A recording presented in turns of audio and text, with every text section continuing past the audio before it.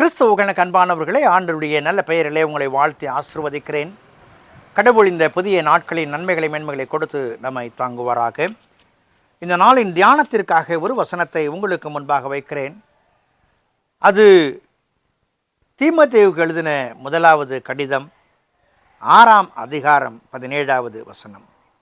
இவ்வுலகத்தில் ஐஸ்வர்யம் உள்ளவர்கள் இருமாப்பான சிந்தையாய் இராமலும் நிலையற்ற ஐஸ்வர்யத்தின் மேல் நம்பிக்கை வையாமலும் நாம் அனுபவிக்கிறதற்கு சகலவித நன்மைகளையும் நமக்கு சம்பூர்ணமாய் கொடுக்கிற ஜீவனுள்ள தேவன் மேல் நம்பிக்கை வைக்கவும்.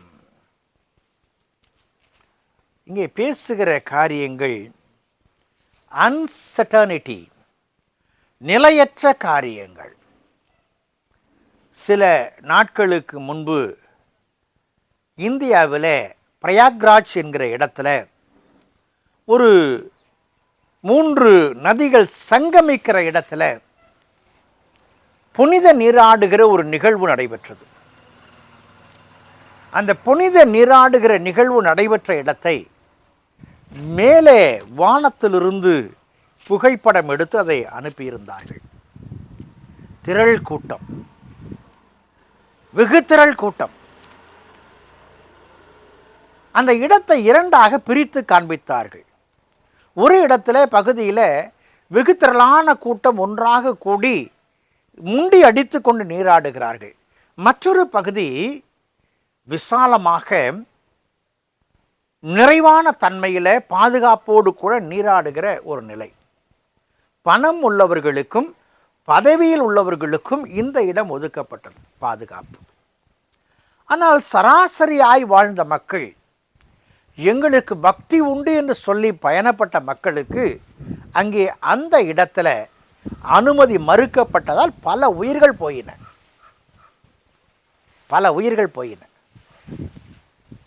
ஆனால் இந்த ஆஸ்தியை உடைய மக்களுக்கு எல்லா விதமான அங்கீகாரமும் பாதுகாப்பும் பராமரிப்பும் அளிக்கப்படுகிறதை நாம் பார்க்க முடிகிறது.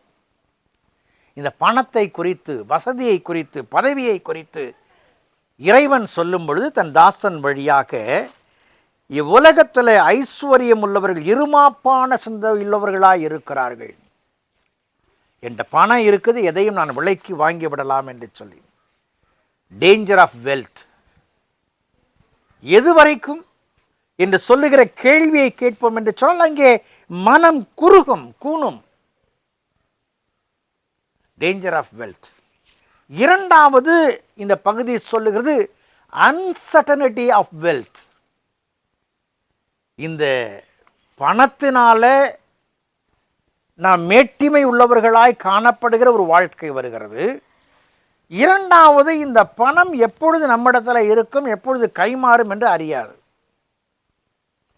அதை புரிந்து கொள்ள முடியாதபடிக்கு இருக்கும் பொழுது கைமாறுகிற நிலைகள் நம்மை உயர்த்தும் தாழ்த்தும். சொல்லுவாங்க, 30 வருஷம் வாழ்ந்தவனும் இல்லை, 30 வருஷம் தாழ்ந்தவனும் இல்லைம்பாங்க.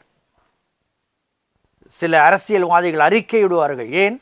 அவருடைய பணங்களை பாதுகாப்பதற்காக. எதுவரைக்கும்? மரண தருவாயில இருக்கும்போது அவருடைய பணம் என்ன செய்யும், அவருடைய பதவி என்ன செய்யும்? வெகு அழகாக சாலமோன் சொல்லுகிறார், எல்லாம் மறக்கப்பட்டு போகும், நினைவில் கொள்ளுவார் ஒருவரும் இல்லை. ஆண்டவர் இங்கே என்ன சொல்லுகிறார்? Call to generosity. நீங்கள் தாராளமயமான வாழ்க்கையை அனுபவிப்பதற்காக என் தேவன் தந்ததை அனுபவியுங்கள் என்று சொல்லுகிறார். நிலையற்ற ஐஸ்வர்யத்தின் மேல் நம்பிக்கை வையாமல், அது நாளைக்கு நமக்கு வேணும்னு நினைக்காம, நாம் அனுபவிப்பதற்கு சகலவிதமான நன்மைகளையும் நமக்கு சம்பூர்ணமாய் கொடுக்கிற ஜீவனுள்ள தேவனிடத்தில் நம்பிக்கை வையுங்கள். சொல்லுவாங்க, 3 நண்பர்கள் சேர்ந்து ஒரு வியாபாரத்தை துவக்கினார்கள். அதில் நல்ல லாபம் கிடைத்தது. அந்த லாபத்தை என்ன செய்வது என்று சொன்ன பொழுது ஒருவர் சொன்னார், கடவுளுக்கு கொஞ்சம் கொடுத்துடலான்ட்டு. உடனே 2வது ஆள் சொன்னார், அப்படி வேண்டாம், ஒரு வட்டம் போடுவோம், அந்த வட்டத்துக்குள்ளே உழுவுறதெல்லாம் கடவுளுக்கு கொடுத்துடலாம், மற்ற நம்ம எடுத்துக்கோனார். இன்னொருத்தர் சொன்னார், அதெல்லாம் வேண்டாம், நம்ம மேலே தூக்கி போடுவோம், கடவுள் தனக்கு வேண்டியதை எடுத்துக்கிட்டும், கீழே விழுகிறத மட்டும் நம்ம எடுத்துக்கோன்னார். அன்புக்குரியவர்களே, ரொம்ப ஞானமாக பேசின மாதிரி நினச்சி நம்மளை நாமளே அறிவற்றவர்களாக மாற்றிக்கொள்ளுகிறது.